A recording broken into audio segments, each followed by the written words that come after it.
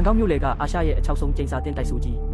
စတူရန်ပေတန်းပေါင်းများစွာကျယ်ဝန်းပြီးဘန်ကောက်မြို့ရဲ့အလဲပခုံမှာပေ600ကျော်မြင့်မားစွာတည်ရှိနေပြီးညဘက်ရောက်တာနဲ့တွေးပြက်စရာငိုကြွေးတန်တွေနဲ့အေးဆက်သွားတတ်တဲ့အေယာမအဆောက်အုံကြီးတစ်ခုရှိပါတယ်ဒါကတော့ထိုင်းနိုင်ငံရဲ့ကမ္ဘာကျော်ကျင်းစာတင်စွန့်ပစ်တိုက်စုကြီးဖြစ်တဲ့စာထုံယူနစ်တာဝါဖြစ်ပါတယ်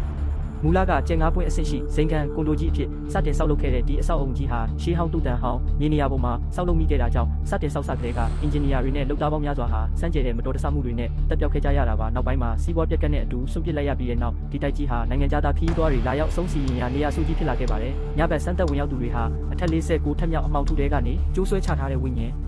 အလောင်းတွေကိုထင်ထင်ရှားရှားမြင်တွေ့ခဲ့ရရုံတင်မကပဲအဆောက်အုံလေဝင်ပေါက်တွေစီကနေအကူအညီတောင်းအော်ဟစ်တန်တွေကိုပါစက်တိုက်ကြားတွေ့ခဲ့ကြရပါတယ်